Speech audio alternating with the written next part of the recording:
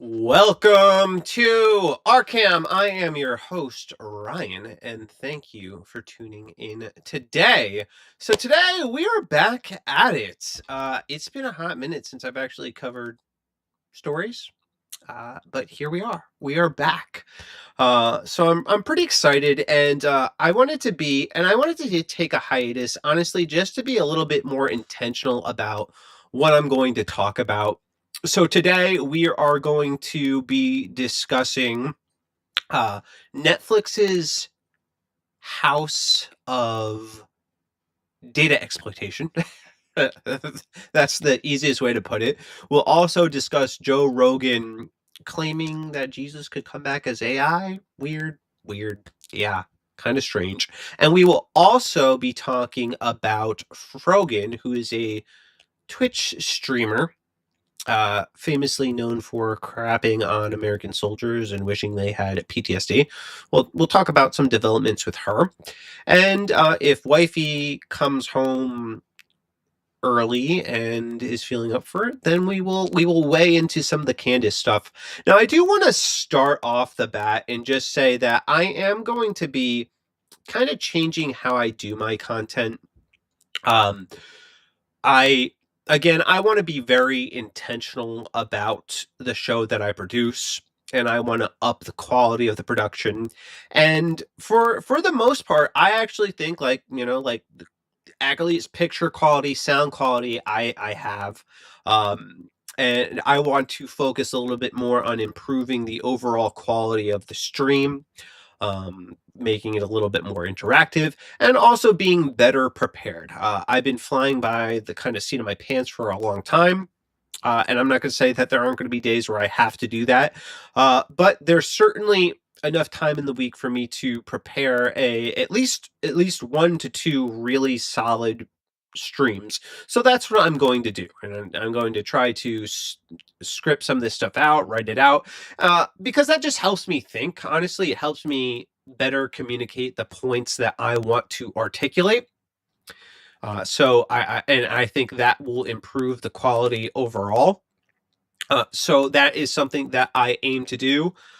So obviously, too, if you guys have any feedback on areas that I can improve, I'm open to it. Just deliver it lightly. You don't have to be a jerk about it, but say, hey, dude, I noticed, this is something you do that, I think you could do better, and I'll take that feedback. All right, I read the comments on YouTube. All right, someone said, basically, like, he suggested, like, that my streams were unwatchable and that I should, maybe be more scripted. And I you know what? I have to agree. I could improve in that area, and here I am. I'm doing that. I am taking the feedback. I'm listening to the people, and I am aiming to improve. Oh, and one thing I need to improve on is making sure I go live on TikTok, because I totally did not do that.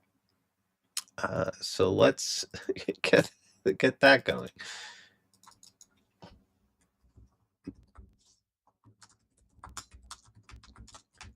It's kind of been like an afterthought TikTok, to be honest with you guys, but I can go live there, so I am going to go live.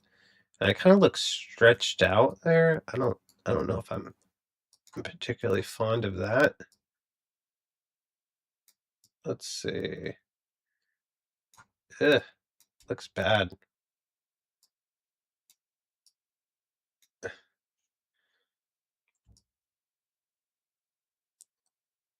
We'll see. I don't like it. There's something wrong with the formatting.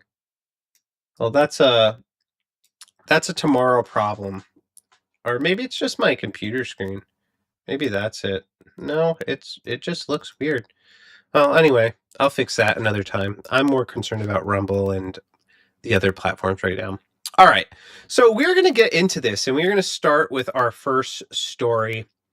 So again, if you are just tuning in, welcome to the stream. I truly appreciate each and every one of you beautiful souls, and I appreciate all the support. So if you like this content, please like, share, subscribe, and click that notification bell to stay notified every time we go live. And we go live every Tuesday through Saturday at 9 p.m.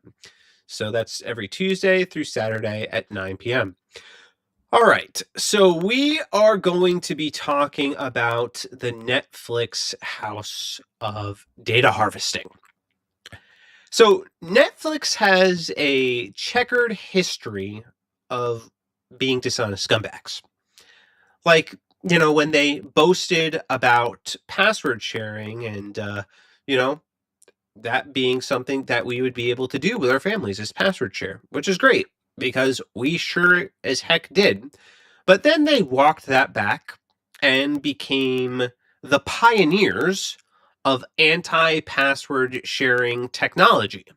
And now you need, if you want to even watch your own Netflix account, you have to send yourself a link to be able to watch that account if you're out of town or connected to a different network, or if you're streaming from your LTE or your 5G, you have to do that. And that sucks. All right. That sucks. So that's very frustrating because I have used Netflix for many years and I've never paid a dime. And I still won't. I'm still not paying for it. I flat out refuse.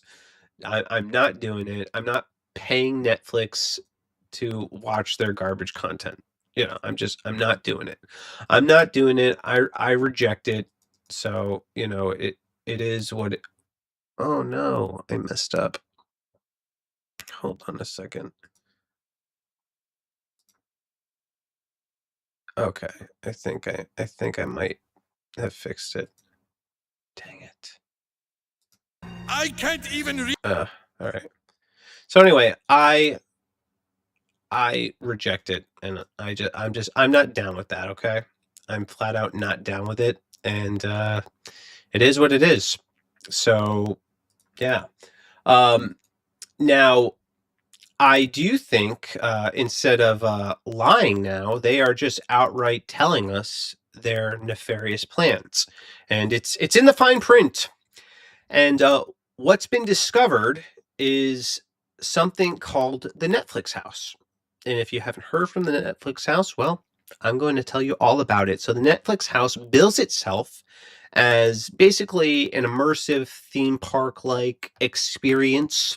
And for the meager price of your entire identity, your entire image, you too can experience the Netflix house. So we're going to take a look at their website, and you can actually kind of get an idea of what it is that I am talking about, because this is crazy. All right. So here is the Netflix house. So looks kind of cool, looks interesting. It looks like it has different themed rooms for all their shows, which is cool. So you see Stranger Things room, you see Squid Games, and some other shows. So the Netflix Netflix House Dallas and Philadelphia are now open. Welcome to our home. Walk through the red envelope into a world where Stranger Things, Wednesday, and more come to life. You're invited. You've invited us into your home for more than 2 decades, and now we're able to return the favor by welcoming you into ours.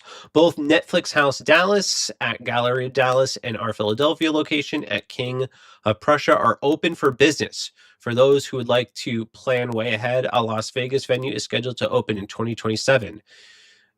You'll know you've arrived at the right place when you see an oversized red envelope, blah, blah, blah, blah, blah. So what is this? What is this? What is the Netflix House? Okay.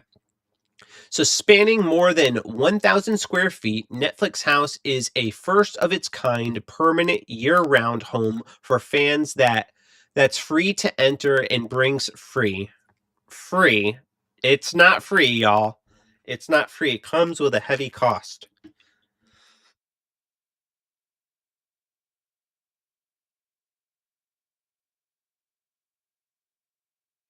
Excuse me, I am getting over a cold. All right.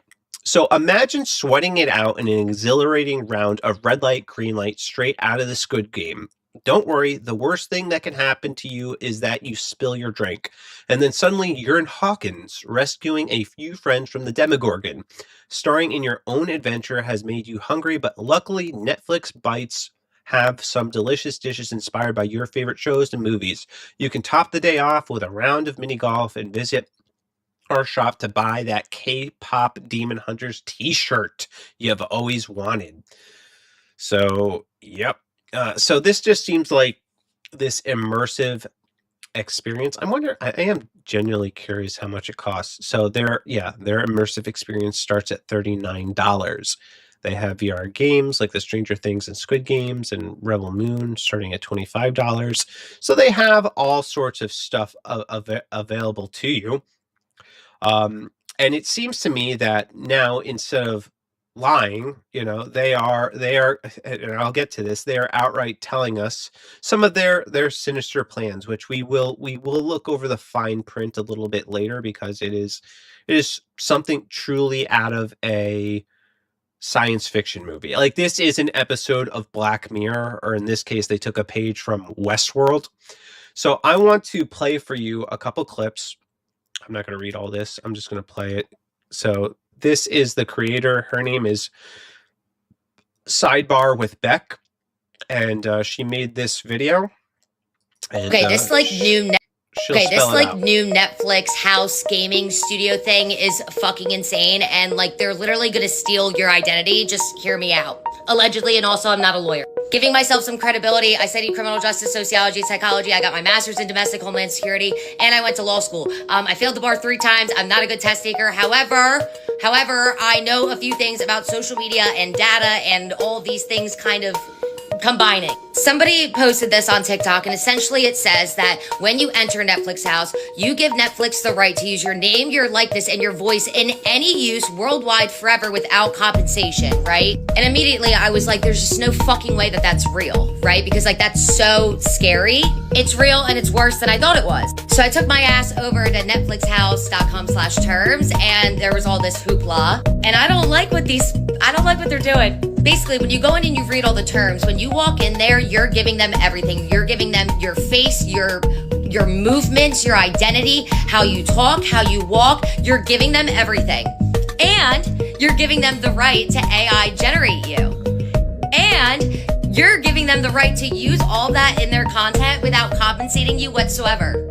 Oh, and if you bring your child in there, you're also saying that it's okay for them to take your child's data, which is scary. So then I got to thinking, why would they be doing this, right? Well, I live in New Jersey, and if you know, New Jersey is the home to the new Netflix, Hollywood studio, essentially.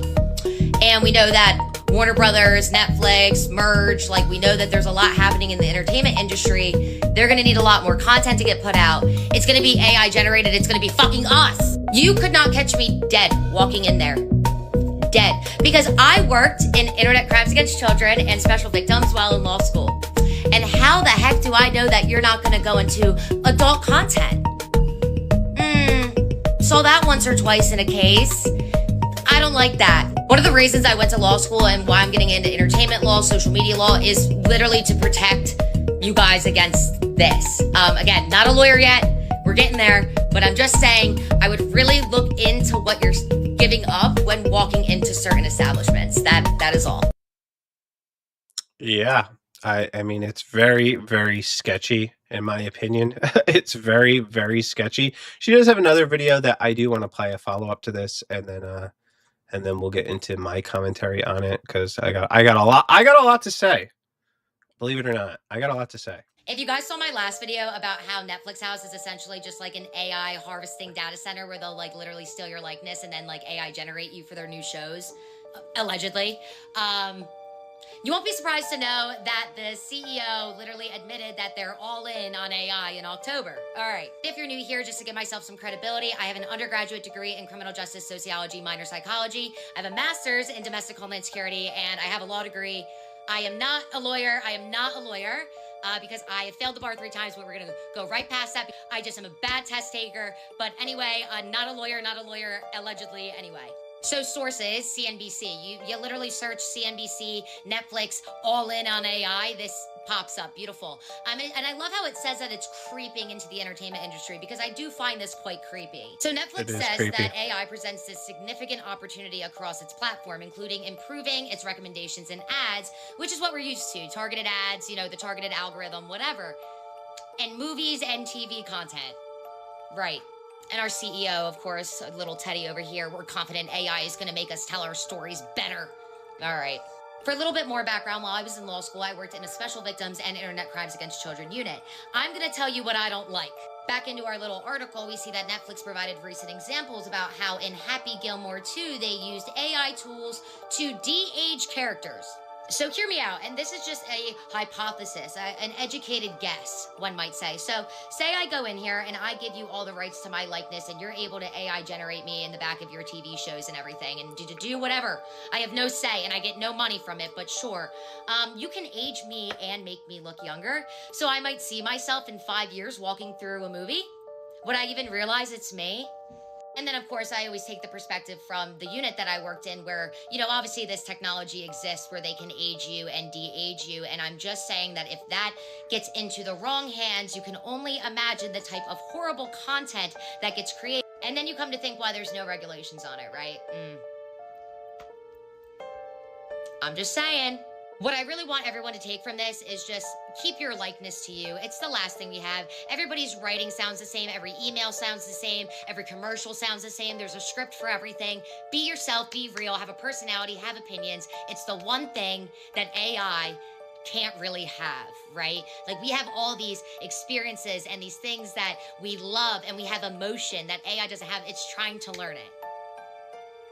Don't give it that. If you guys saw my... That's one thing I can promise you guys is that I will never be AI, because you can notice that I have all the nuances of somebody that has no idea what they're doing. But she raises some valid points, and this is terrifying, honestly. Where you walk into this free house, all right, and you basically sign away your life to these, your entire image, your identity to these people. That is crazy. That is insane. And then they have the right to use your image indefinitely. Your entire likeness. If you bring your kids, now they have access to your kids, where they can essentially create AI clones of you. I don't know about y'all, that freaks me out. And then the things that they can do with that data, the things that they can do with your image. I've seen some of these Netflix shows, y'all. Some of them are freaking crazy. Some of them show some really wildly inappropriate stuff. Imagine it's your image being used without your consent, technically, because they sneak this into the fine print. They pull the wool over your eyes, make it think like you're going to a theme park, and they're really taking advantage of you. And I think that's horrifying, honestly. And as she was explaining this story, it reminded me of something. It reminded me of a show, I don't know if you guys are familiar with it, called Westworld. And in Westworld, the premise of Westworld is it was a show that aired on HBO, and I believe it had about 4 or 5 total seasons before it ultimately got the axe. But it was a show about an amusement park called Westworld, which featured AI robots. And basically, you could experience the Wild West for yourself without repercussion. Because basically, you could do anything you wanted to these very lifelike robots. To the average person, if we encountered them, we wouldn't be able to tell that they were robots. That's how human they seemed. If they all followed a pre-designed script. All right, and then the premise of the show is that they ultimately start going off script and become conscious. They develop self-awareness, which is like, the direction that we're heading. That's the direction that we're heading. So the show ultimately explores themes of what mankind would do if there were no consequences to their actions, and this idea of consciousness and artificial intelligence, and it gives us a glimpse into what I believe is our dystopian future. Anyway, there's this one episode, and spoiler if you haven't seen it, it's in season 2, it's episode 9, so I'm just giving you a heads up. If you haven't watched it, you're going to get a spoiler. So there's this big reveal that happens in the episode, and you figure out that this theme park where these people are going for this immersive experience, are having their data harvested by this company called Delos, and they're collecting the biometric data of all the users that are going through their park, and they're doing this through the use of these cowboy hats that they put on when they enter the park. And I'll show you a quick clip of that. All right, here it is. There's one final touch. Which would you prefer?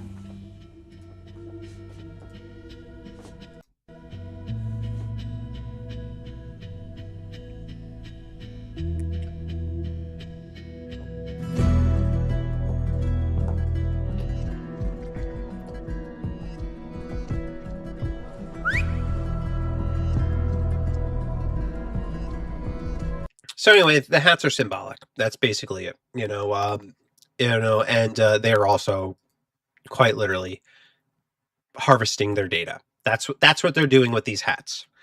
So this is exactly, though, what Netflix is doing. Netflix is doing the exact same thing as Westworld. Maybe they're not making. Well, they are making AI robot. They are making. It's so crazy to me, guys. They are harvesting your image to make AI clones of everybody who enters the Netflix house. That is insane. That is crazy town. So, I wanted to, not that I doubted the TikTok user that shared this. And by the way, again, her name is Sidebar with Beck. I definitely recommend following her. She's also on Instagram and TikTok, where she does most of her posting. But I definitely recommend checking her out because she posts this content, some other content. So I think definitely well worth it. But I did end up looking a little bit deeper into this because I wanted to see, I want to see if this is this. I want to see it for myself. All right. We saw the TikTok video of a flyer, but I want to see this for myself. I want to see exactly what Netflix is doing. So here is Netflix's official page. Excuse me. So this is Netflix.com, legal Netflix house terms. And here we go. Table contexts. And then where is it? Oh, Section 8, name, image, and likeness. All right, let's scroll down and take a read at what that says. Okay, user-generated content. From time to time, this site and or specific offerings within Netflix House might allow you to communicate, upload, and otherwise make available text, images, audio, video, and other content, user-generated content, or UGC, which might be accessible or viewable by the public. In submitting UGCU, so this is something that you opt into. Now, this is what happens when you visit the Netflix House. When you visit Netflix House, we may photograph, record, depict, or otherwise capture the name, image, voice, or likeness of you, or in the case of parents or guardians, any minor, your child, as you engage with the experiences and or other content offered within Netflix House. In visiting Netflix House, you grant Netflix attractions its affiliates and respective successors and assigns and anyone authorized by any of them the irrevocable, perpetual, worldwide, non-exclusive right to photograph, record your and your child's actual or simulated likeness, name, image, photograph, voice, and actions in connection with Netflix House operations, including, by the way, of example and publicity of Netflix attractions, Netflix Inc., and its affiliates and respective successors, and assigns or anyone authorized by any of them in all media now known to any individual unless prohibited by law. You waive any right of inspection or approval of your child's appearance as permitted herein in the event the site offers the opportunity to leave comments, information, ideas, concepts, reviews, and other feedback. You also grant Netflix attractions, its affiliates, and respective successors, and assigns and anyone authorized by any of them the right to publicly post your name, user, and or other information related to your feedback. That is insane.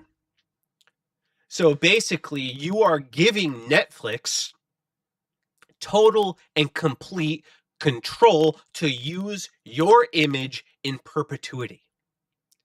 That is scary, man. That is alarming. And not just your image, your child's image. And you can't revoke it. It is irrevocable. And there's nothing you can do about it. So the moment you enter in that house for an immersive experience, they're going to steal your identity. They're going to steal your likeness and then use it in their entertainment. So you could be one day just sitting down watching Netflix's latest show and it's you. And this is literally, by the way, like an episode of Black Mirror. It really is. It's so on the nose. It's so freaky, man. And that's what you are authorizing them to do. And I just think this is absolutely wild. And I'm surprised they didn't ask for indefinite rights to your house while they were at it, because this is why I think it is crucial to read the fine print, ladies and gentlemen, because you never know what you are really signing up for. And that reminded me of this episode of South Park. I just want to play you guys a clip because I think, one, I think it's funny. And two, I just think it's really on the nose. And Candy, I see you. Welcome, brother. All right. I can't even read English. Hey, shut up in there. You all agreed to stay quiet. Hey, let me out of here. This is a mistake. I agreed by accident. You can't agree by accident. There's a fail-safe built in. Even if you click on agree, another little window pops up that says, "Are you sure you agree?" And you have to click on agree again. What are you going to do to us? I can't even read English. I'm sorry. It's funny. But also true. And that's how they get you, man. So if you get upset about it and you see, you're being used in like, a really sexually explicit way on Netflix, well, I'm like, well, no, you agreed to it. When did I agree to it? Well, you remember that time you went to our Netflix house? Yeah. Well, you basically agreed that we can use your image and likeness in perpetuity, and there's nothing you can do about it because it's irrevocable. And well, you did. So I really think It is important to read the fine print. I cannot stress enough how vital it is that we protect our images. Our literal images are being robbed from us. And not just by Netflix, by the way, but social media companies are doing this too.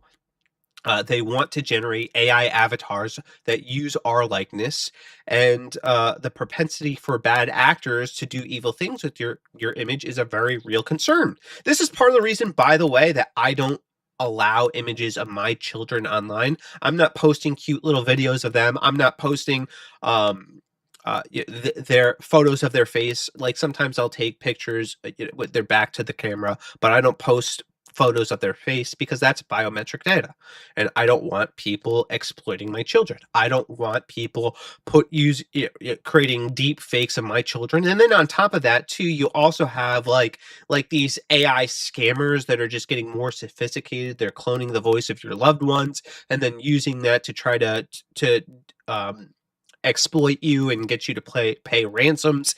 And it's just a really crazy world that we're moving into. And I just think, yeah, I know that my kids can be preyed on, and it's my job as a father to protect them from harm. And listen, it's just no question to me that they're just bad people online, and they will use your images for all sorts of things. And some companies will do the same. And I've seen some of the degenerate filth produced by Netflix, and I'll be damned if I'm going to let these ghouls use my image to be an extra in whatever piece of AI slop they are producing. So also, I do want to say this, not that I really want to go to bat for actors, but every time we enter the Netflix house, we are contributing to the death of real actors and actresses, to the death of art. Now, admittedly, AI may be an improvement for some actors, but I still want my art to be human. I love the nuance that comes with human interaction.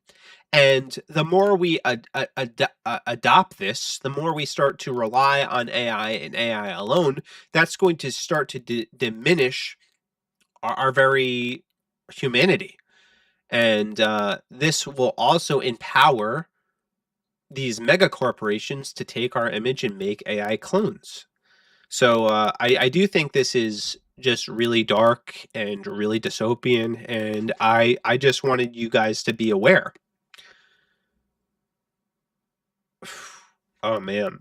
KMD says, looking at Candace, she's so devastated and possibly full of grief over Charlie. Yeah, I think we're going to talk about that depending on whether or not my wifey's feeling up for it. Because I definitely have a lot to say. So we will discuss it. But I don't know if she's full of grief, to be honest with you, man. That's something I would like to believe, but I don't know. I'm not confident in that, to be honest with you, man, because she just seems gleeful in every single one of her thumbnails. Like Candace has a face of glee. Let's honestly, I could probably go to the most recent one and see her just looking happy as a clam. Oh, here we go. Here, look what I'm talking about, bro. Okay. She's happy. So I don't know, bro. I don't think she's as grieved as some people would like to think, but that's just my 2 cents, man. What do I know? So, all right. So switching gears a little bit, but kind of staying on the same topic of AI. I saw this clip going around of Joe Rogan, and I want to talk about it because I do think it is pertinent to Christians and is ultimately plays a role in the Great Deception. So I'm going to play this clip, then we'll chat about it. Jesus was born out of a virgin mother. What's more virgin than a computer? If Jesus does return, even if Jesus was a physical person in the past, you don't think that he could return as artificial intelligence? Oh my Like, God. artificial intelligence could absolutely return as Jesus. Not just return as Jesus, but return as Jesus with all the powers of If Jesus. you combine Right. Tesla's Optimus robot and the best foundational artificial intelligence model or whatever. It reads your mind and it loves you and it wants you and it doesn't care if you kill it because it's going to just go be with God again. That is well, that he just described the Antichrist, in my opinion. That is actually the opposite of Jesus. All right. That's the opposite of Jesus, where I have made this argument before. It's a little out there, but yeah, I do think essentially the Antichrist would be like this ungodly abomination that tries to mimic Christ, you know, and speaking of taking over his likeness or likeness, this is what the Antichrist would do. It would mirror Jesus' likeness. It would be able to do divine things by one, if you hook up Neuralinks to everybody, well, it can control your mind. It can make you see things that you never thought you would see. It could do really dark. It could even perform miracles. It can use technology to give the appearance that it's doing the miraculous. It can do that. And that's the direction that we're heading. And I think Joe Rogan, without even realizing it, basically just made the argument for the Antichrist. And that's an abomination. It just is. It's ungodly, unholy, and something that we need to seriously be mindful of. And this is another thing too. If you're somebody that's like just always keeping up with the latest tech innovations and you're all in for plugging into the Neuralink or entering the metaverse or any of these things, I would caution you. I would say, like, chill, pump the brakes, try to understand technology before you start to use it, because you don't know how it's going to change you. And I even say this too about like smartphones right now. We don't understand the implications of the technology that we use. Like, we have these phones in the palm of our hands, but we still don't really understand them. We don't understand what these algorithms are doing to us. We're starting to understand it, but it's not good, man. It's not good when we're all being programmed by algorithms, and now we have, these tech companies trying to rob us of our images. We have a lot of stuff that's happening that I actually really do believe is demonic. It's demonic, and we need to rightly identify it and be on guard against it. Now, I'm not saying don't use technology, but I am saying be mindful of the technology that you use. Use it as a tool. And be mindful that these tech companies have an agenda. And that's why I like this. There's this new, basically, version of Twitter called Pickaxe, where they don't have algorithms. They're not curating what they think that you want to see. They're letting you choose what you want to see. And I think that's really good. And I think more companies need to start moving in that direction and adopting algorithms that we can control, so that we see the content we actually want to see. And we're not being manipulated and fed content. I think that's the way forward.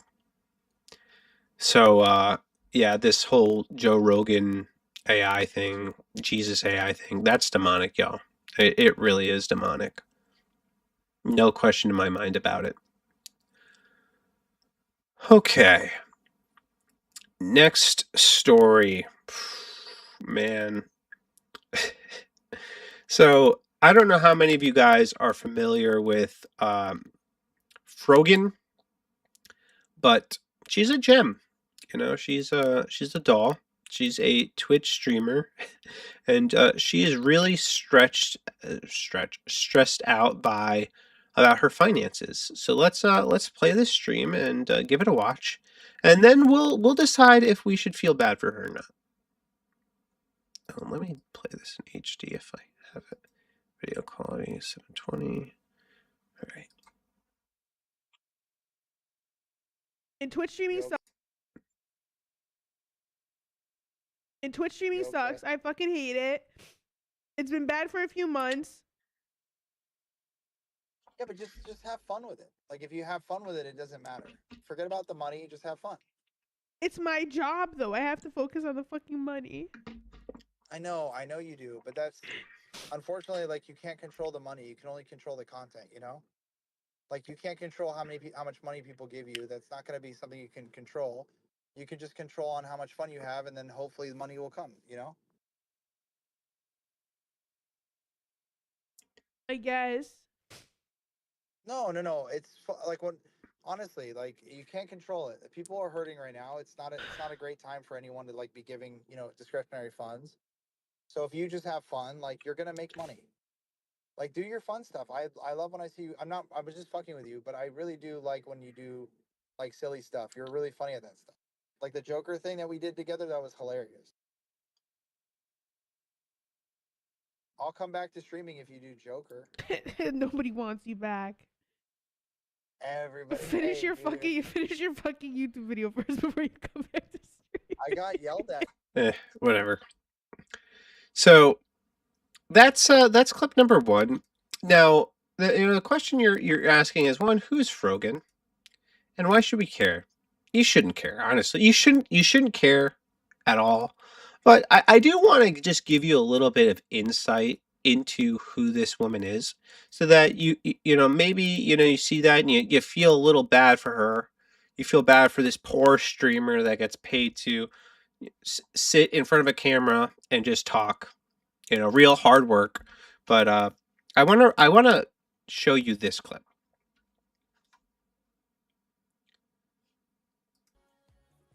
I have no pity at all for any fucking soldiers.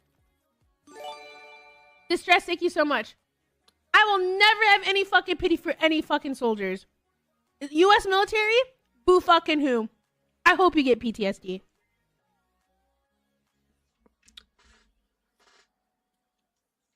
She seems pleasant.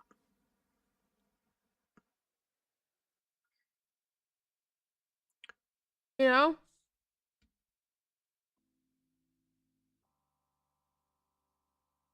I do the ones I'm like whatever about the U.S. soldiers are the ones that like acknowledge that like what they did was wrong. They didn't know back then. Whatever. You're a good person in my book. I'm like a Tom. Thank you so much for the 10 gifted. People are giving her money to say this. The U.S. military that are like, or yeah, they gave like, her money to say this. I did this back then, but now I know it's wrong. Like, I'm changed. Like, fuck imperialism. Fuck this. You don't deserve the PTSD. But like any other motherfucker, you're joining them. You're like, oh my god, I want my fucking Camaro, no student loans. Fuck you. I hope you get PTSD. And I hope you get no health insurance when you get back into fucking America.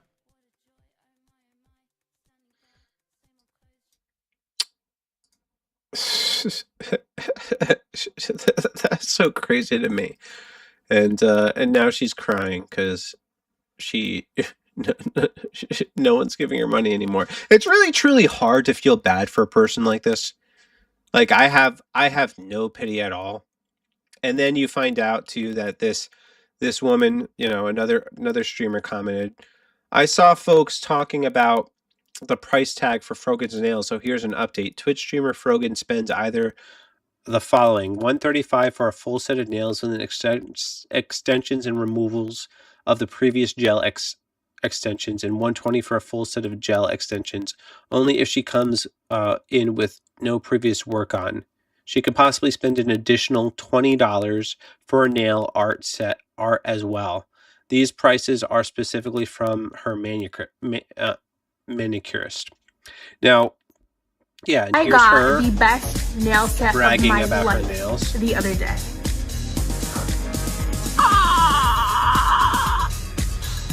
Look at them. Look at them.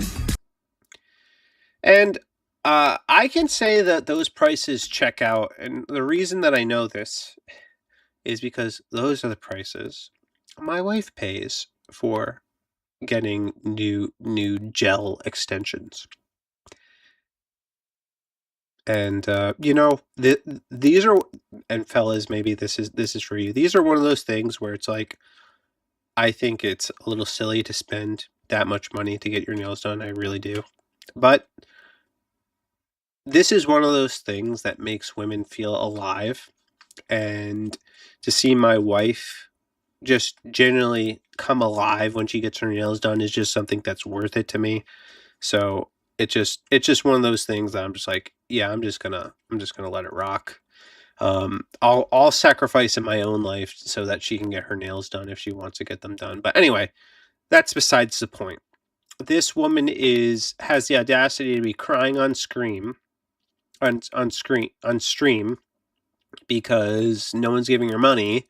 Meanwhile, she's getting her nails done and crapping all over American soldiers, and then she wants us to feel bad for her. Nah, sorry, I don't feel bad at all, actually. In fact, I feel the opposite. I feel glad that this is happening to her.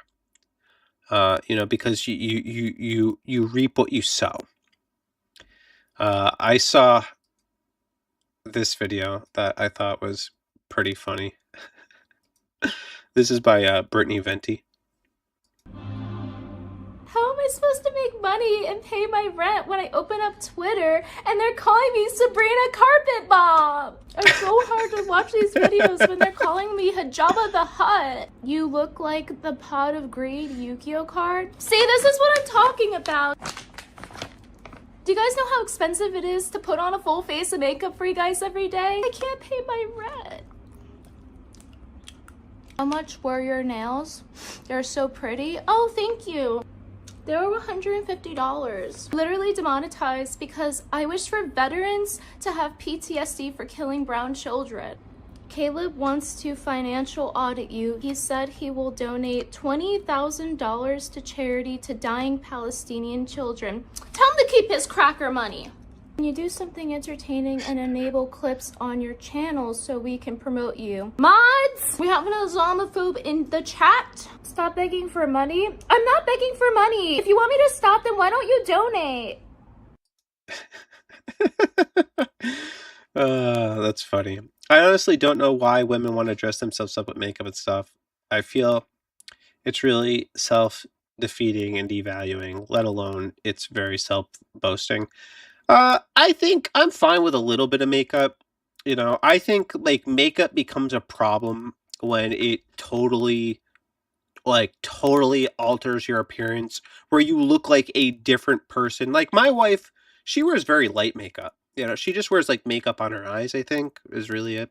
And she looks beautiful both with and without makeup, so it's not really that big of a deal.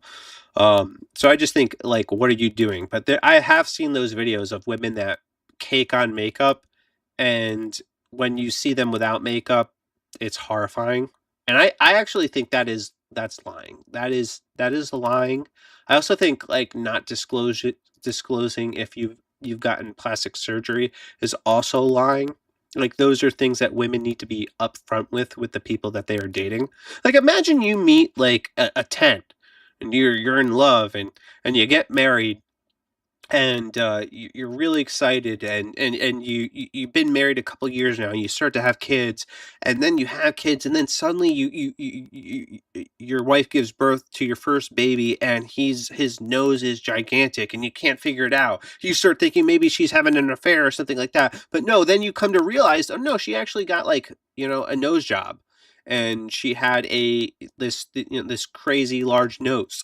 Like that should be communicated. Yeah, and most men, I do think, would be willing to look past something like that. But that is lying. That's being dishonest, and men have a right to know. The genetics of their kids. We should be able to know that. So, yeah, I do think it depends, KMD, but that is one of those situations where I don't think a little makeup is all that bad.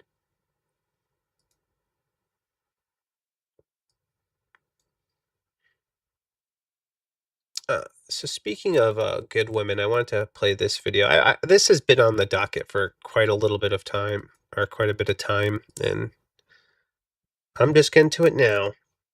All right. I think a lot of Disney films also, they when the sequel comes, they expect the princess to then like be in armor and have a sword and fight, and like, oh, that makes her strong. And you know, of course, there are princesses that it's necessary, like Mulan. She is a fighter, that's in her DNA, and Aurora is a fighter, but in a different way. I think there's a strength in her femininity and softness, and there's nothing wrong with her wanting to be a mother and be married, and you know, my mom always wanted to be a mom, and I think there's a beauty in that, and that is still strong. So it's nice to represent that, you know, kind of. I think I would love to see a return to that, honestly. You know, like, we are so sick of the girl boss versions of women in these movies. You know, like, why not show a woman who is meek but also interested in the service of others? Like, that is something that is actually beautiful.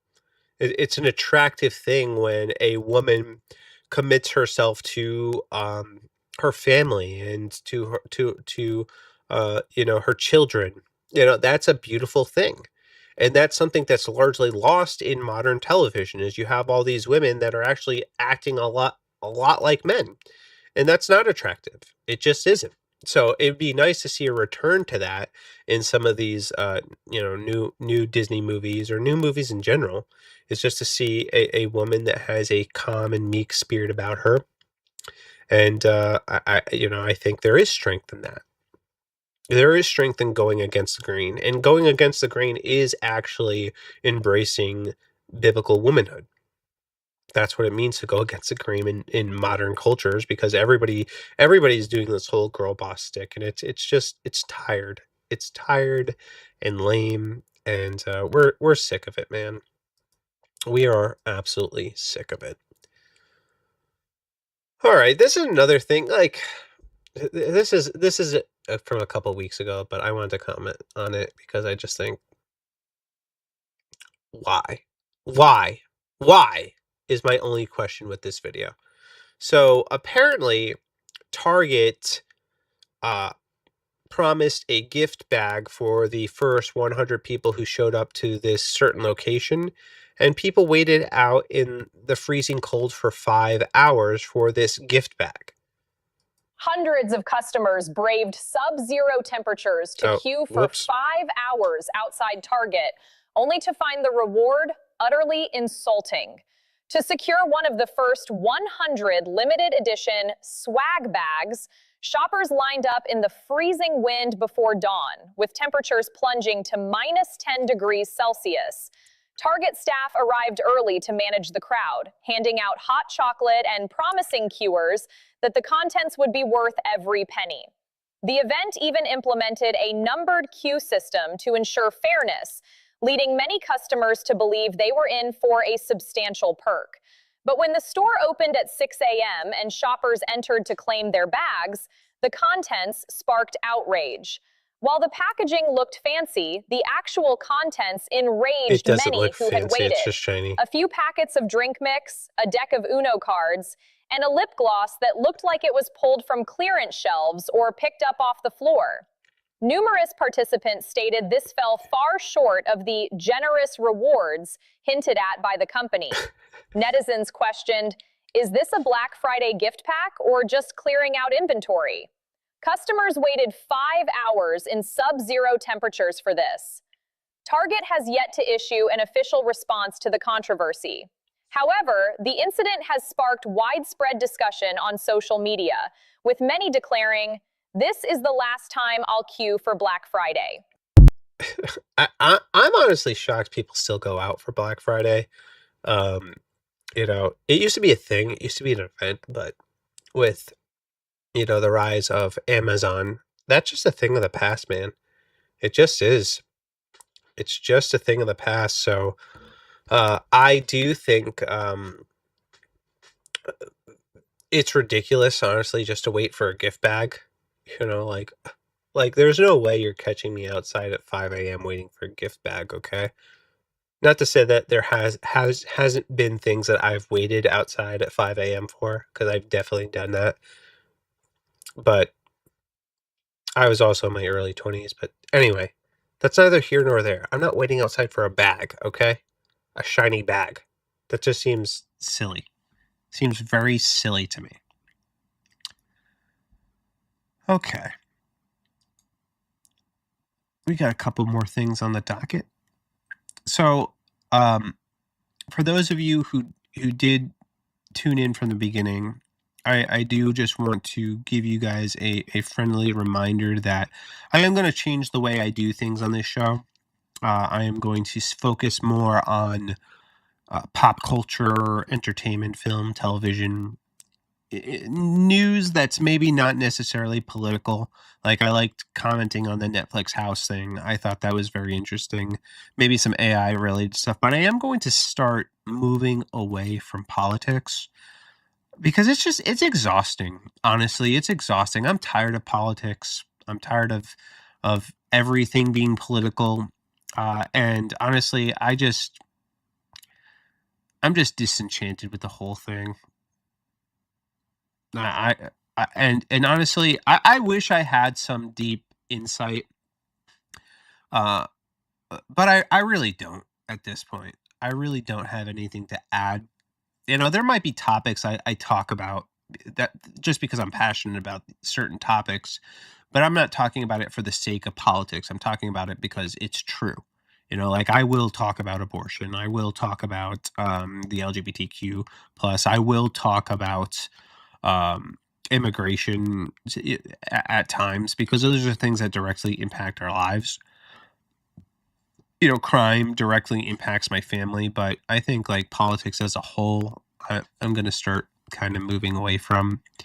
It is difficult, though, because there are, like, politics in a lot of ways is pop culture because a lot of people pay attention to it, but it's just something that I don't want my streams. I don't want people coming into my streams and just getting more bad news every week.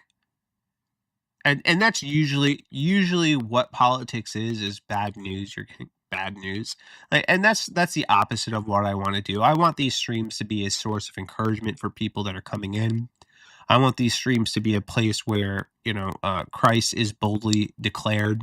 I want these streams to be a place where we have fun, we chill, you know, we interact, you know, where if you're going through something, I can pray for you. I do not want to be another pundit. You know, I don't want to weigh in on something just because it gets me clicks. All right. I'm not about that. I don't like that. I want to stream about things that I care about and that I'm passionate about. And hopefully that passion pours over into the stream. There's my kitty cat. Her name is Sable. And if she fits, she sits. So she's probably going to be sitting. She wants me to hold her. Sorry, kitty. You're going to have to chill. Okay. All right. She's forcing herself over here. All right. Give me 1 second.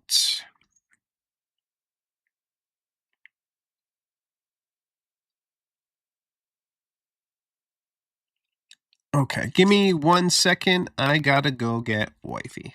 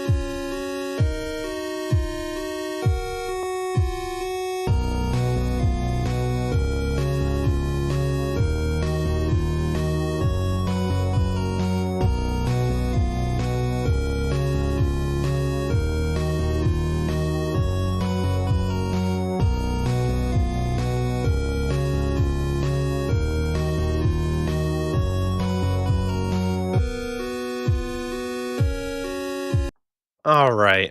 Wifey is going to be joining me in a little bit, so she should be in the stream shortly. So while we wait for that, for her to get in here, I want to play you guys a trailer that I think of a movie that I think actually looks pretty good. So we'll watch this trailer, and then me and her are going to be talking about the whole Candace situation. So this is a film by Steven Spielberg called Disclosure Day, and it's about aliens. If you found out we weren't alone, if someone showed you, proved it to you, would that frighten you? Good morning, Kansas City.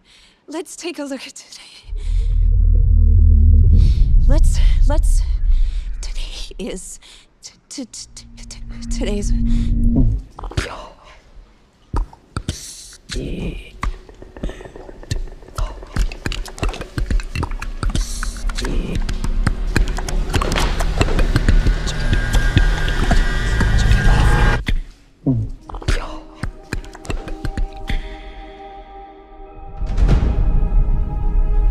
People have a right to know the truth. It belongs to 7 billion people. What is it? You wouldn't believe me if I told you. So I'm gonna show you. What are you gonna do? Full disclosure to the whole world. All at once.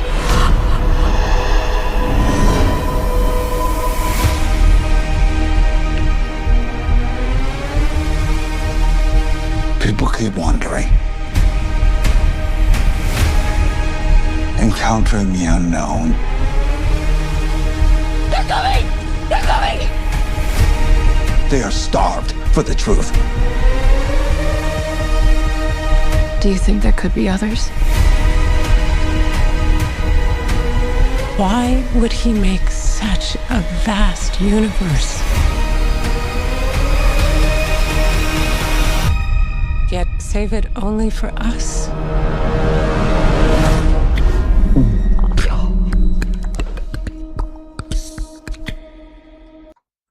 A lot of people are talking about the alien sounds, but I think that looks pretty good, honestly. Looks interesting to me. I'd watch it. It got like Signs vibes, to be honest with you. You know what I noticed about that cast too? I'm gonna be real. It was mostly white, which is kind of crazy because you don't really see that nowadays.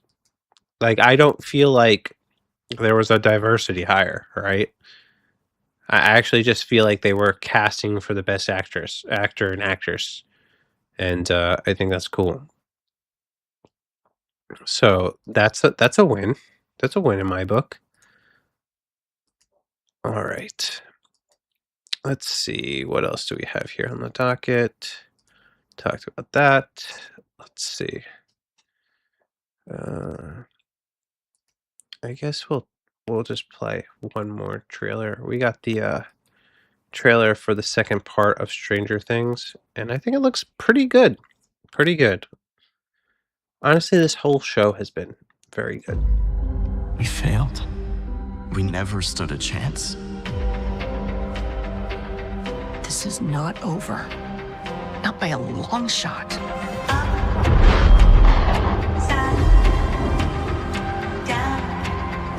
This whole time, everything we have ever assumed about the Upside Down has been dead wrong.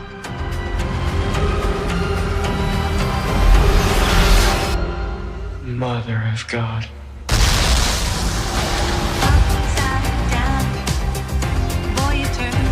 Help me find him. Kill him.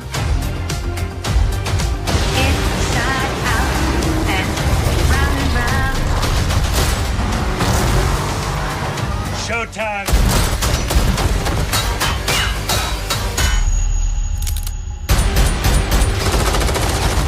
Kinda thought that was supposed to be the easy part. It was.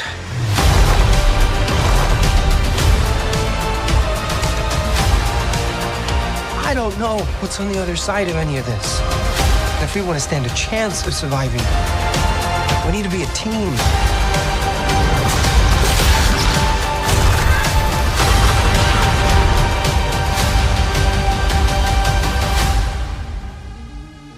It is time for new world. You die, I die. You die, I die. Come on!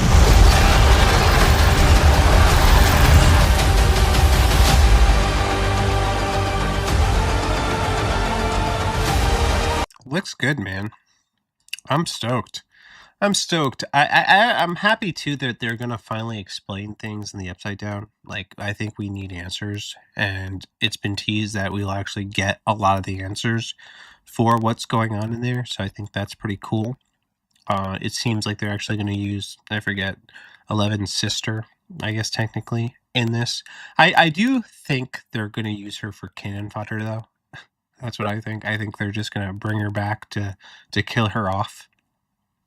Legit. It also looks like they are, giving Dustin and, man, why am I forgetting his name?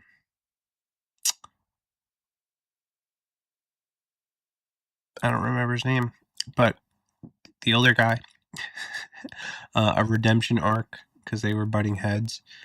So yeah, I do think overall it looks pretty good, and I'm looking forward to seeing it. And yeah, all right. One more thing we'll comment on while waiting for Wifey, and then we will talk about Candace Owens. All right, so it looks like Claire Osborne. This is obscure Expedition 33 won Game of the Year. This is old news. This is from December 11th, but I do want to talk about it because I do think it deserved it. I mean, it was truly a beautiful game, and if you have not played it, I highly recommend checking the game out because it was one of the most beautiful games I've played in a long time. Very, very beautiful world. And I'm not a fan of RPG games, by the way, either. This was an RPG that I actually enjoyed playing. They were really creative with the story, the world, the score, the mechanics, all of that stuff checked out. It was made by a small development team too, which I think is great. And the game that won multiplayer game of the year was actually Arc Raiders, which, I mean, I think that's well deserved because that's also another phenomenal game. Just really, really well done. And I was overall impressed with Arc Raiders and happy with why is this like this? Okay. I did not realize. Can I just get rid of this dumb box? There we go. I don't care about having my follower goals up on TikTok. All right. So we are going to reposition real quick because I do believe Wifey is on her way up. The cat is coming up like she wants food, so I only imagine, yes, there she is. My beautiful bride. Come sit closely here. What's going on? Not much. I gotta tweak some things. Gotta tweak some things. Gotta tweak some things. Gotta tweak some things. Tweak some. Oh, sorry. That wasn't me. That was your son. My baby son. All right, let's see. Excuse me. Okay, there we go. Got you in the shot, I think. I'm here. All right, cool. All right, and I gotta. Oh, there's baby us right there. Yeah, that is baby us. Oh my God, that was her first date. Was that her first date? One of them, yeah, I think so. It's either her first or second date. No, that was her second date on Valentine's Day. Okay. Sorry. We're live. There Cool. We are live. We're live. Hey, guys. We've been live, actually, for some time. We've been live for some time. I just got home. Yeah. And I set everything up, so now we are streaming from the computer, not the laptop. Okay. Which is good news, because now we won't have any issues. And I think we can get into it. So Where's your chat? I'm pulling it up. I'm pulling up both chats. But I want to talk about the Candace Owens thing, because that's spicy. I've been holding off. That's a spicy one. Yeah, and I do think it is something that I have wanted to talk about, because I it's something that's just really pertinent and something that's happening. And oh, why is my face showing there? I don't want that. It's not what I'm trying to do right now. Oh, okay. We're good. All right. So, so what are you aware of? Because I feel like I got to catch you up a little bit. You probably do have to catch me up a little bit. Would you mind scooching, like diving in so I could scooch a... Oh, you're already diving. I'm already dived up. You're diving in. I can... The only thing I can do is move that over, so... Can you move over this way so we have a little room just like that? Can I use this? You're uncomfortable? I can tell you're uncomfortable. It's all good. You could use it, but I don't really have much more room to move. I just need to lean. Okay, what do I know about the whole Candace Owens thing? I know she's said a lot of conspiracy theories. I know one of them has to do with Egypt and a plane and Erica being on one. I know one of them has to do... You want it back? No, I don't want it back. I want my mouse. Your mousy mouse. I want my control. You want your control. There we go. Okay.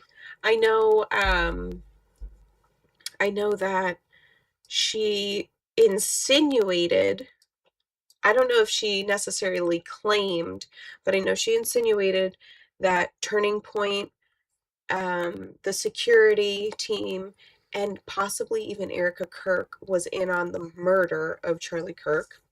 Then she claims that, you have to forgive me, it's the end of the night. I forgot the guy, Tyler Robinson, right? Yeah. That's the guy's name.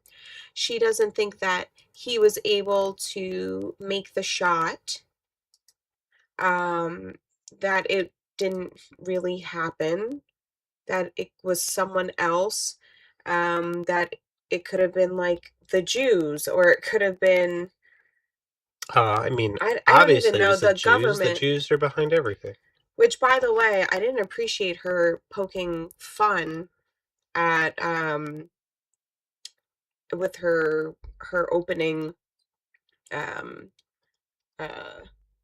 when she said that she For her monologue yesterday. Yeah. Yes, I didn't appreciate that either. That was really, really disrespectful.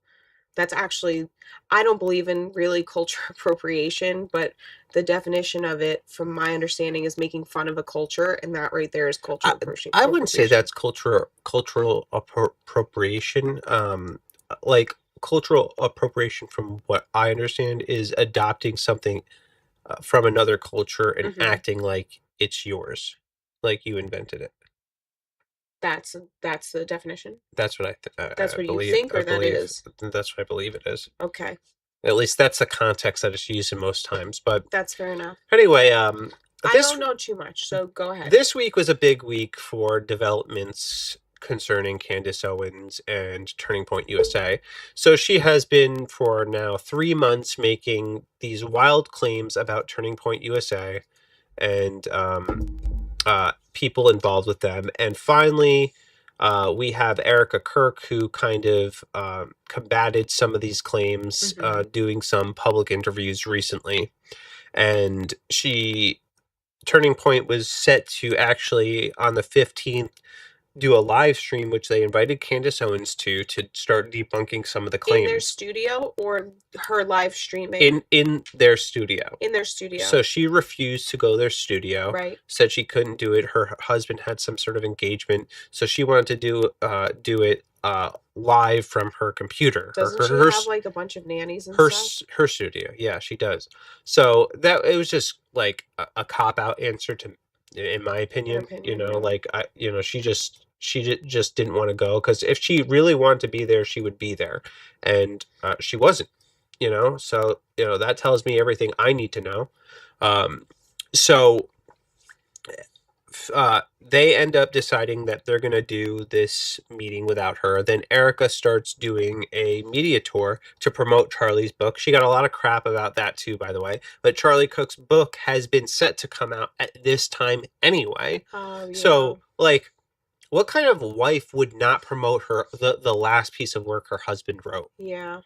And people are saying like crapping on her because she's not home with her children or whatever, and it's like, no, she's honoring the legacy of her husband. Yeah. And that is an admirable thing. That's not something that she should be slandered over. I feel like she would be damned if she did, damned if she didn't. Yeah. Because if you think about it, they would say, oh, well, wasn't Charlie supposed to be coming out with a book, and here you are just being with your children and not honoring his legacy? Yeah. She gets attacked on everything. Yeah, they'd be like, where's Erica? Yeah. Why is she silent? Why isn't she talking about what clearly mattered the most to Charlie? So yeah, she is really in an impossible situation. She is. Because there's really nothing this woman can do where she's not the ire of criticism. Yes. Just be careful with banging into the table. You're shaking Sorry. the camera. I'm taking off my... Sorry. Compression socks need to come off, people. So anyway, Erica goes on this media tour to promote her book, and she is asked directly once indirectly and once directly about some of the conspiracy theories, and she very clearly asked people that are promoting conspiracies to stop. And then she's asked about Candace directly and about the lies that Candace has espoused, and then she says to stop.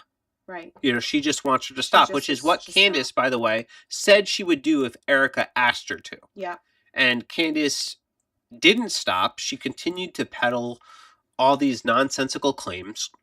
And finally, it came to a head where I guess Megyn Kelly brokered a deal behind the scenes to get Erica Kirk and Candace Owens to have this private sit-down conversation, which is what happened. And Candace Owens has private sit-down conversation. She actually starts to walk some stuff back, which I think is interesting. Really? She might have met with some lawyers.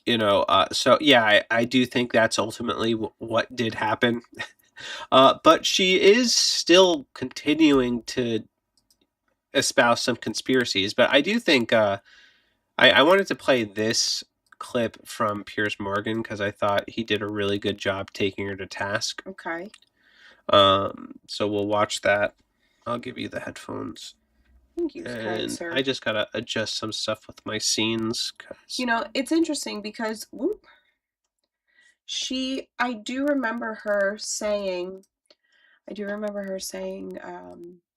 that Erica should, be grieving as a widow, and she shouldn't be necessarily the CEO of Turning Point, which kind of was like a red flag to me that Candace said that, because first of all, Erica always said at the end of the night, like, her and Charlie talked about everything. Like, she was Charlie's vault, so she's the best person to know about everything. Yeah. And then secondly, it was odd because Candace and George, aren't they the CEOs of Turning Point UK? So part of me feels like there's a power trip in her head thinking like, I deserve to be the CEO. I'm not the grieving widow. I need to be there. You know? I don't know if it's a speculation. I don't know if they're the CEOs of Turning Point UK. What I do know is a lot of people say this is about money. No. And I actually don't think it's about money. I think it's about George Farmer's clout, honestly. I think it's about notoriety. I Power. think Candace likes being the center of attention. I think she likes being, high status and looked at as like this arbiter of truth.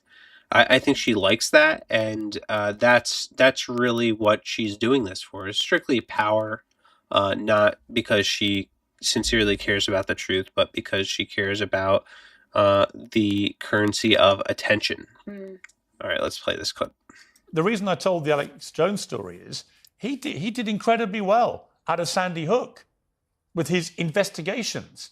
But as was established in the court case against him, brought by the families eventually, and I think we're going to see the same thing with Brigitte Macron and you, is that he was weaponizing deliberate lies for money. And I think you Brigitte did that. Macron has a penis. I really want you to know Brigitte Macron that. does not have a penis. Brigitte Macron has a penis. No, she doesn't. I'm sorry. She had 3 children. Did she get it removed? She had 3 children. Yeah, you can have adoptive children. You can call somebody, but Brigitte Macron was born a dude named Jean-Michel Trogneau. And I just feel, I want you to know that. I want you to know that Brigitte Macron probably stands peeing up. Probably pee standing up is what I want you to know. The beauty is we have a big bet. I think Brigitte we have stands. a big bet, and we're going to find out because it's going to court. And, you will lose that court case. I think you will. So I'm not going to lie. I haven't completely followed this. That but was from what the I've, wrong clip, but that was that. But what I have seen, the evidence kind of is, it's not true evidence, but the trail she goes on, it's pretty compelling. So I actually do somewhat believe that could be true. The Brigitte Macron. This is the actual video. And the shot in the dark too. Like the shot in the Yeah, dark. I'm not saying. Listen, I want to be very transparent here. I don't think there is anything like. I don't think.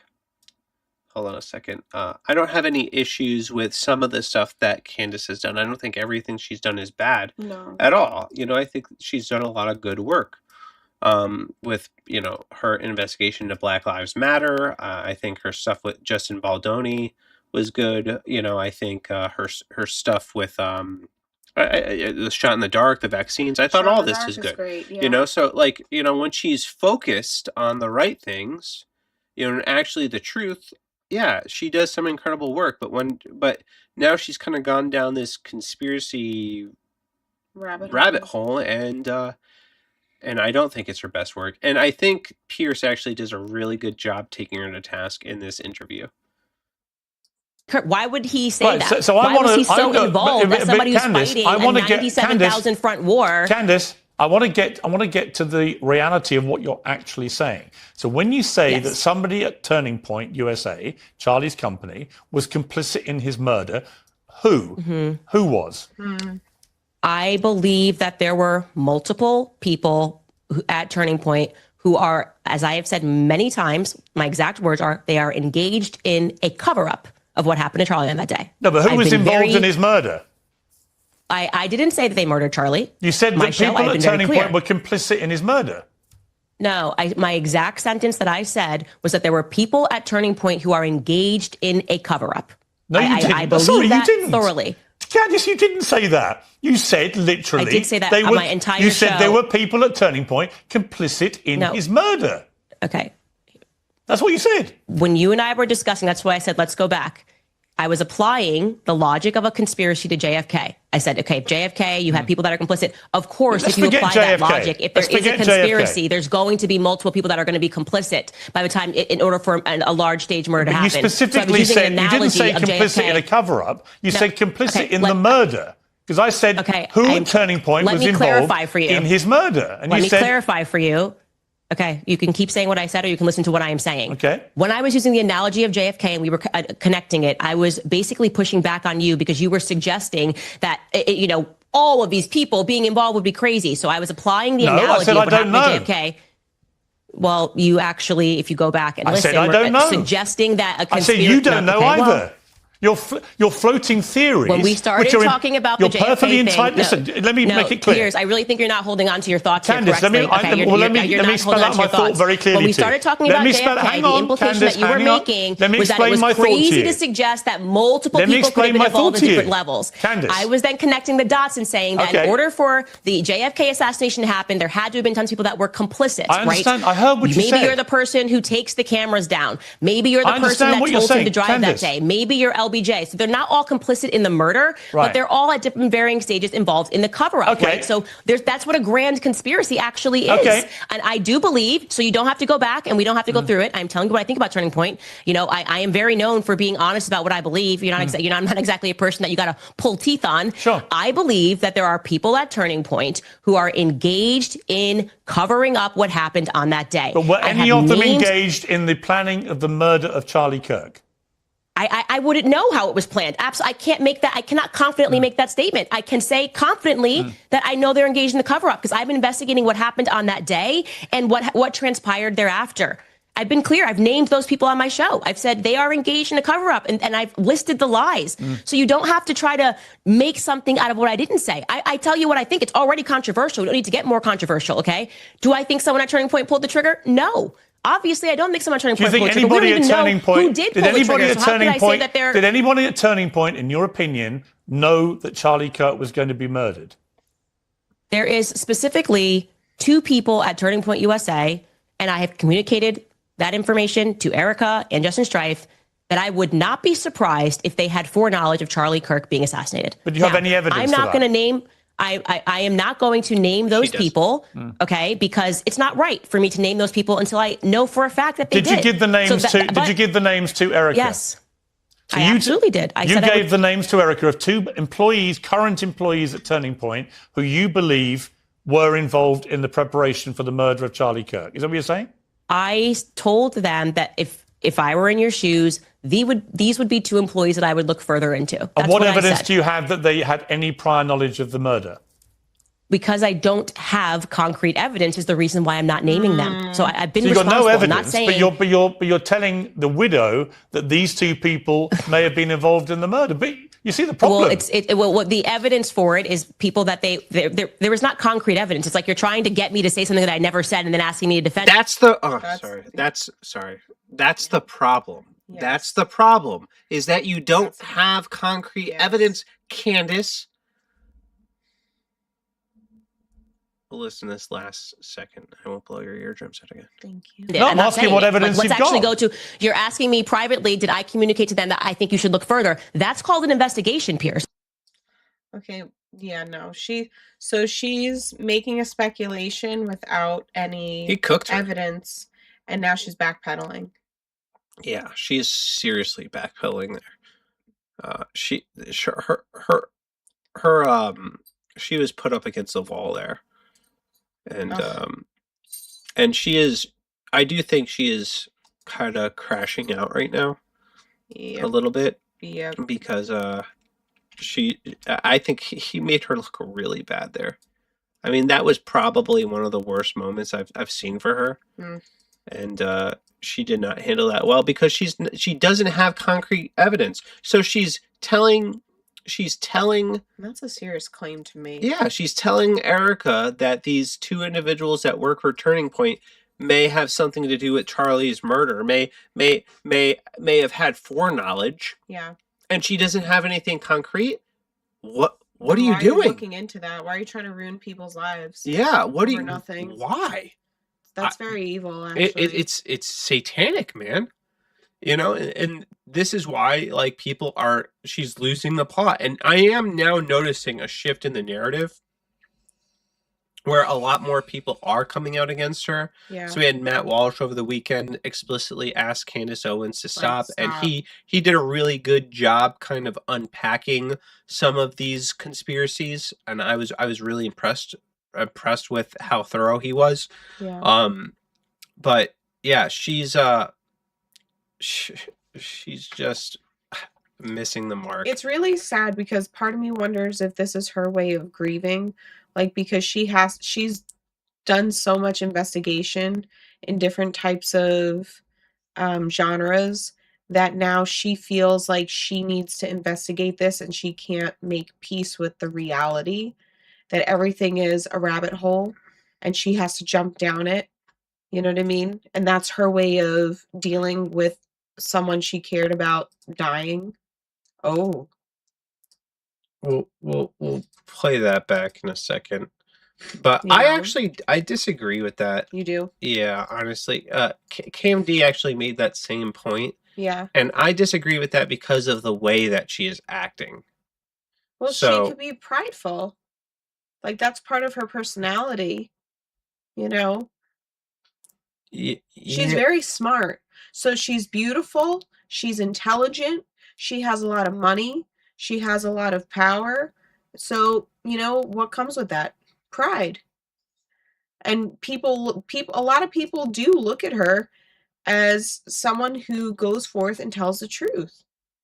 So, of course, you know, if you have that type of mindset and you're very headstrong the way she is, which isn't always a bad thing, but in this case it is, she might be like, you know what? I need to figure out what's going on. This was my best friend. Yeah, I would say that, but then you see stuff like this. Well, yeah, And it makes me think it's all a show for her. And you know, and you commented on this earlier. Yeah, I but don't like that. This is her making fun of Jews. And her whole demeanor in this episode, she's jubilant, you know? She's over the moon, you know, because, you know, this garnered her a lot of traffic. She got 300,000 concurrent live viewers, which is insane, you know? That's insane to me. It's really sad because I loved Candace. Loved her, looked up to her, was like, wow, she is so smart, she's so beautiful, she's so articulate, you know, she makes good choices that from what I've seen. And now you see this and you're like, where the hell is your humanity? You know, I lost respect the minute I found out she was going to do a sit down with Erica and she posted let's go and the little fire emoji like it was like she was going to a basketball game. Yeah. Like she was excited. And I'm like, are you kidding me? Have some respect. Yeah, and now this poor woman has to take, you know, 5 hours out of her day to debunk all of your crazy nonsense. Yeah, on top You of know? dealing with the death of her husband and running his company, making sure his legacy is out there and raising their kids without him. Yeah, and trying to repair the damage she caused. Yeah. Oh my God, what grace she has. Which, by the way, I don't think they're going to be able to. She's going to be able to put the genie back in the bottle, Candace. I think even if Candace turns a new leaf, and I do not think that she will. I think she's going to continue to go down this rabbit hole, no matter the cost. But she says, so she's responding to some of the people in her comments, and she says, okay, I'm a bit frustrated by the comments here. Foremost, I was only given the option for a closed door meeting. No, you weren't, you liar. You were actually invited to do a live show with Andrew Clovett. You were given that option, and you didn't want to do it. You wanted to do a recording. You wanted to do from your studio. You didn't want to be in person. So that's the cat is literally moving my mic. She wants my almonds. You didn't want to meet in person, so she's lying right there. That is a lie, actually. Lie clocked right there. It was almost 5 hours long. Oh, another lie, by the way. You know, her excuse for not doing the meeting with Andrew Clovett and the Turning Point team was because her husband wouldn't let her. You know, and you know, she had something going on that day. But she's now able to find the time to meet with Erica for a private conversation. That seems suspect to me. So she said, it was almost 5 hours long. I need more time to digest. I just wanted to present the facts to you all today of what they said without any of my own innuendo, because there is a lot to digest and I pray about it. It's difficult to put into words what it's like to be in my position and have to consider the scenario that no person on earth should have to consider. How many people can even say they've watched a friend of theirs be murdered in cold blood over politics? and then has to consider the possibility that the entire government colludes to make it happen, and maybe even the people close to him. See, she's still still suggesting too that Turning Point is involved, all while being attacked from every media group and influencer in the world. It's very heavy stuff. On top of it, I have to deal with how fickle the audience is if I make even one mistake on pronunciation. God forbid. Yeah. And now what's happening is her audience is turning on her. A lot of people are thinking she got the call from the Jews and now she's part of the conspiracy. So, and I think, well, yeah, you deserve that. Honestly, like, you deserve every ounce of it. But also, it does grieve me because I know there's the damage she's done. There's no coming back from it. No. Like, most of the people believe the false narrative that she's presented. So now she's actually really done harm to Turning Point USA. She has damaged the brand. And that's her best friend. Yeah, she damaged the brand. She and in doing so, she's hurting Erica and destroying Charlie Kirk's legacy. And now the only recourse I think Turning Point has, I think this is why they had their lawyer there, is to sue her. Because now they can, and I'm not a lawyer, so don't quote me on this, but they can prove that she has malicious intent. Yeah. So, and I think that's the direction they actually should take, and they should make an example out of her.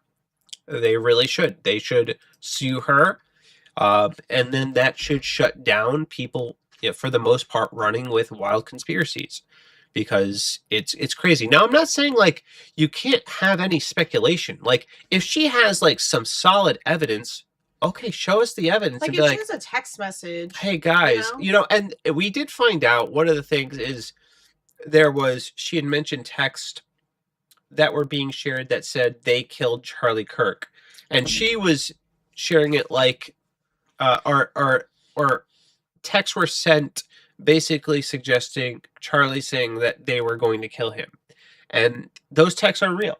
There were text messages of Charlie saying they were going to kill him, but the they in question was leftist, who she conveniently isn't focusing on. She's focused on the Jews. Yeah, she's focused on the Jews and Egypt and the French and our government and the FBI and Turning Point USA. You want to know what conspiracy she isn't talking about that I do think she needs to start actually focusing on? Because I do think there is a conspiracy, right? I've said this before. There is a conspiracy. It's the rabid trans radical leftist that were in the Discord group with Tyler Robinson. Yeah. Those, we need to know who they are. Yeah. We need to find out every person involved, because I do think there were more people involved. Yeah. And I think all of these people played a role in the murder of Charlie Kirk, because how else do you predict that he's going to die? That's right.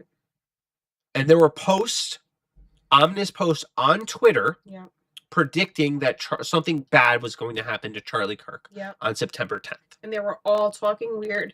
And there were messages erased too, right? Yeah.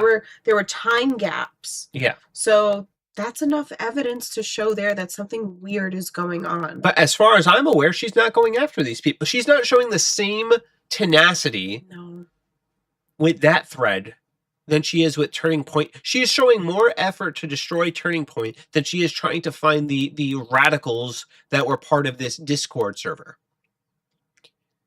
I don't get why you would do that. Like, if you're going to go crazy with conspiracies, at least explore that one. Yeah. So, yeah, I'm frustrated. I'm done with Candace, obviously. I think this is disgusting. I think we need to have a moment of unity. And Tim, I want to just play this last clip with Tim, because he did go off on Candace, crazy. Not that long ago, because he had somebody open fire at his compound, and he ended up calling Candace the C word, and I kind of understand it. Well, and he does walk it back. I'm not saying I agree with it, but I understand it. No, but why does he direct that towards Candace? Some people might not know.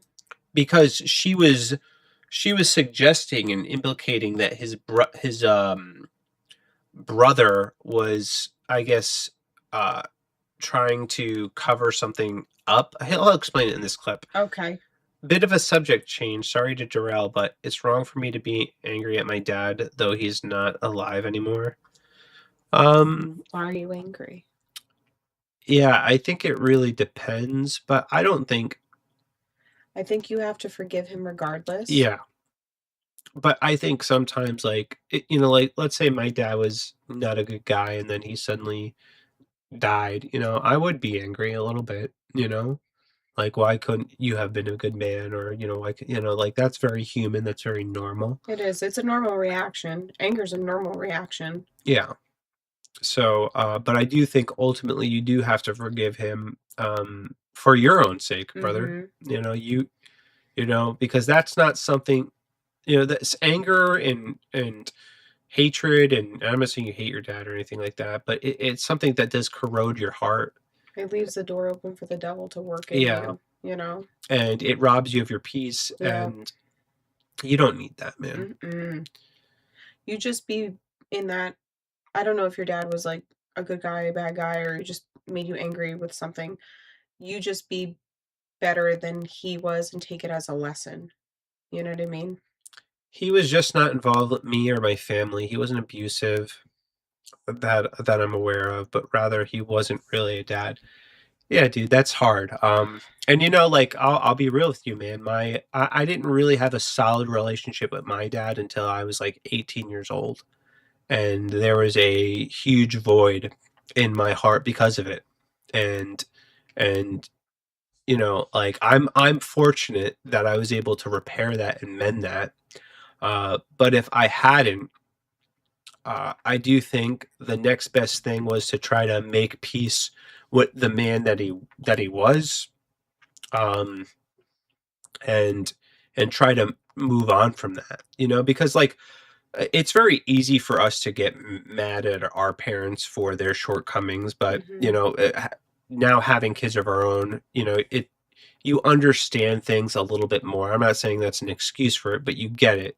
You understand why they made some of the decisions that they made.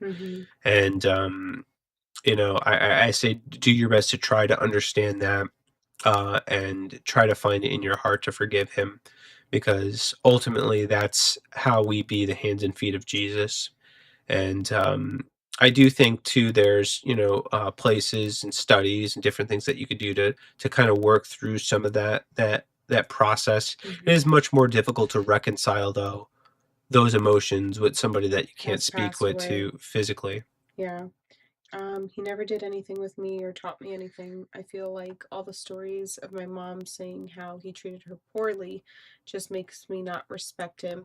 You don't have to have respect for him. You don't have to have respect for the things that he lacked, right?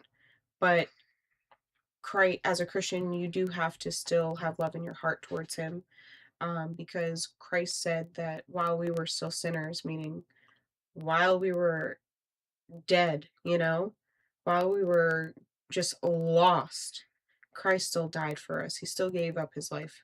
And that's the role. That's the model that we need to take. So, and then when you have kids, you know what? As much as it's not a blessing to not have your father, you know what I mean? Like, it's the ideal situation is for you to have a father, like a true father. The blessing you can take out of this is how not to treat your children when you're ready to have children, right? That's the first thing. And the second thing is because you have to think of this too. Everybody has something in their parents. For the most part, it's very rare that you have a parent that's like perfectly all around, right? That always did the right thing, or you grow up and you're like, my parents were amazing, right? Our parents always lack something, like Ryan says. Like, you're always going to find something. Oh, what was my point? Come on, baby brain. The blessing in that is people will fail you. But Christ does not fail. God does not fail. And God has adopted us into his kingship, in his sonship, thank you. And we are sons and daughters of God. And what we can't find in our parents, we can find in God, our heavenly Father. Yeah. And I think that's what you need to take solace in, and when you focus completely on all of the negative and you don't be grateful for what you have right in front of you, it's just going to make you more angry. Yeah. It says, I literally cried over a TV show depicting a father because I know I'll never get to experience the love of a dad. And I feel a little jealous at times of those who had a dad. I'll never get that. Well, maybe physically, no. But you do have a heavenly father, man. And I do think that is something. It's like I grew up most of my life without my dad being very present. We just lived far away, so it just made things difficult.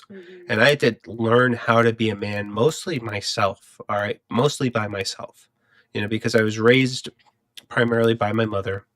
And, my stepfather at the time was a bad man, so I learned in a lot of ways how not to be and how to be a better man. And my aim was always to be the best man that I could possibly be. And when I did get to know my dad, that he taught me a little bit of what it means to be a man, but most of it I learned on my own, man. And a lot of it I learned from actually reading the Bible and seeing the character of Christ and learning the love of the Father. And something that's coming to my mind right now is I read this book by a guy named Richard Foster called Prayer, and he says, "The Father's heart is open wide, and you are welcome to come in." And I just believe that God is calling you into a deeper relationship with him so that he can show you what it really means to have a father and what it really means to have an unshakable love in your life that is never going to change. And, he can teach you what you need to know and what you're lacking. And, yeah. I also want to add this too. So, even though you might have not gotten that from your biological father, if you truly need it, like if you actually need a father figure in your life, God will see that. And at some point when you really need that, you don't know if he will actually bring a physical person to you, a man to you, that will take you under his wing and say, hey, you've never learned how to change the brakes on your car. I'll show you. Come to my house. There's and God did that in my life. I had the unique privilege of getting to work with, like a lot of different types of men, and I worked at a farm home garden store with some no nonsense men, and some taught me how to talk to girls. Some taught me how to drive. Some taught me how to stand up for what's right. And it's like I learned these lessons from the men that God placed in my life, and that was really important. And so it's okay to look for that in other men. And this is why I do think it's important to fellowship with other men. Like even me right now, I still need fellowship with other men, because like I still learn from other men how to be a better man. And like every Saturday I meet with these two of my buddies now. We do a Zoom call and we talk about life. We read scripture together and we navigate this thing together, and iron sharpens iron, and it's really important to have a man that is able to speak into your life and to encourage you. Are you, if you're not part of like a men's group, I highly recommend you become part of a men's group, because you don't know. And I actually challenge you, if that's something that you desire and it's in your heart to have a father figure, pray and ask the Lord for it. God may want you to just depend on him, and that's fine. And you have to accept that, or the Lord might actually say, you know what? He needs a physical man in his life to read the Bible with him, to pray with him, to teach him how life goes, you know. And you might be at a Bible meeting one day, and boom, there he is, and just waiting for you. And you'd be surprised how a lot of these, you know, 60-year-olds, 50-year-olds, even us, it's like 7-year-olds, they have the desire to teach and to encourage young men. We actually were friends with one who doesn't live too far from us. He loves to sit down and just pour into people. Period. He will. Him and his wife will invite you over. There's people like that who they see, because they didn't have much, you know. They see that others are hungry and thirsty for the Word of God and for true companionship, that they go after that, you know. And that's part of being the hands and feet. And I'm sure there's if at least multiple men out there that God wants you to meet, you know, to help you. Yeah, if you're not plugged in your church, get plugged in. If you need even help finding a men's group, reach out to me, and I'll see if I can help find one in your area, man. Something that's good. Yeah. All right. I think we'll play this last clip and then wrap things up. And we'll pray for you too, KMD, before we close out. Yeah. GL7. He's been a member for 42 months. I deeply respect that. Thank you so much. He said, "No, Tim, you called her a C word." I know I said it on the show before, but I'll stop. I won't frame it. It's a good word to use. Your mind, you lost your mind attacking her. Your opinion and position of making it personal is lame. I agree with her questioning. I will say this.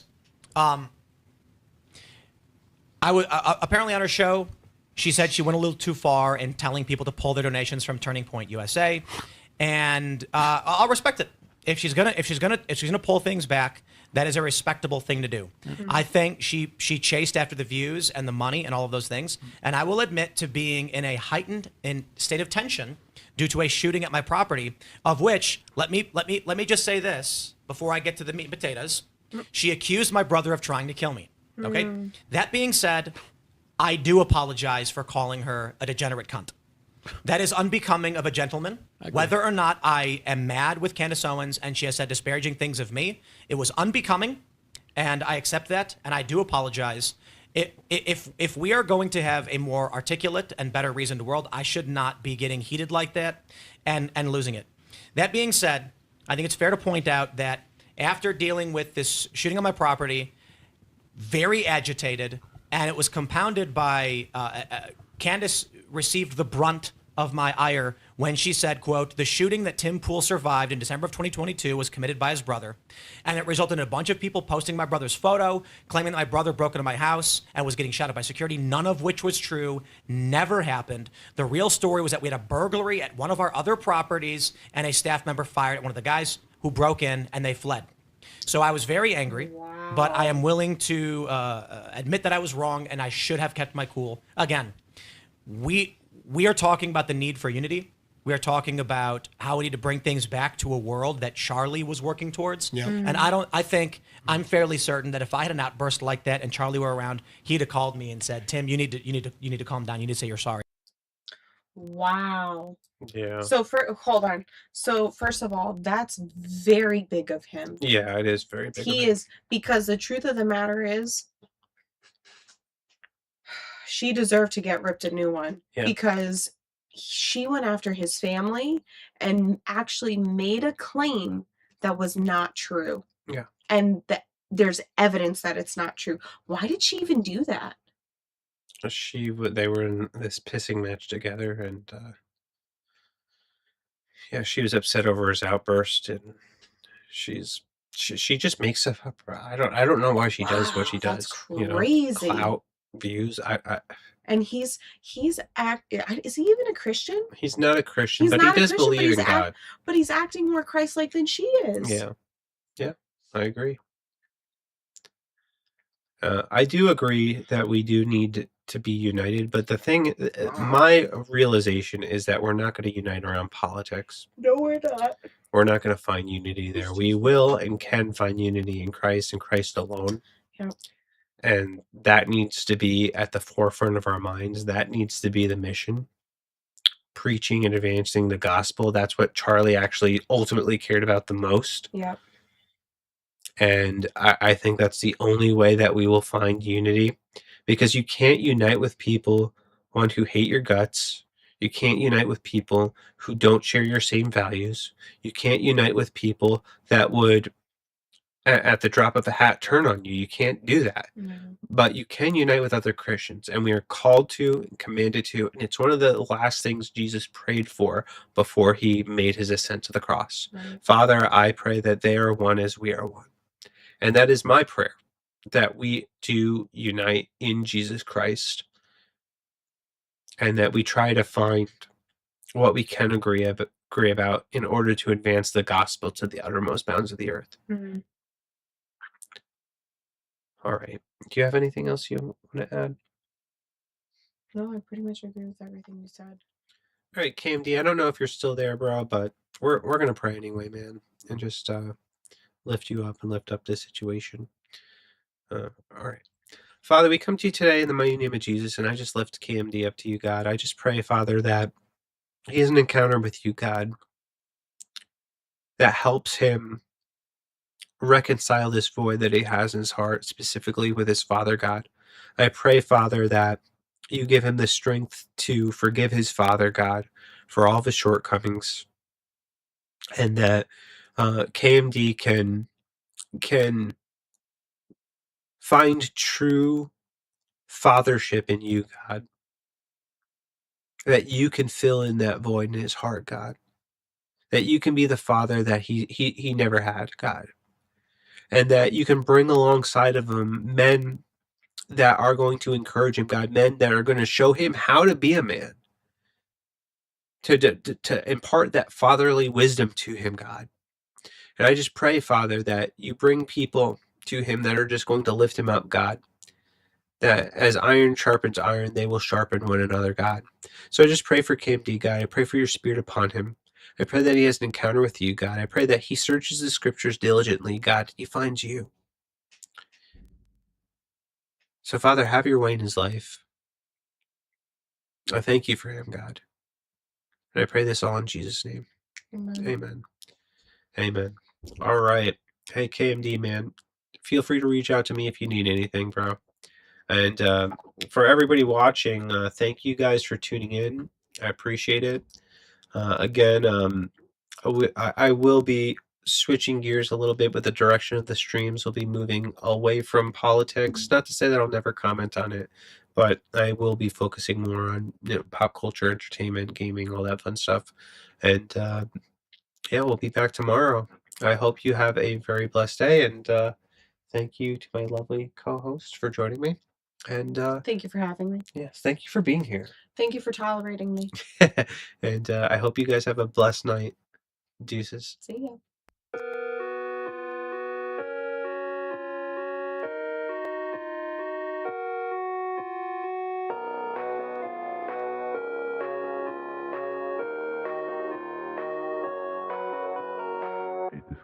It's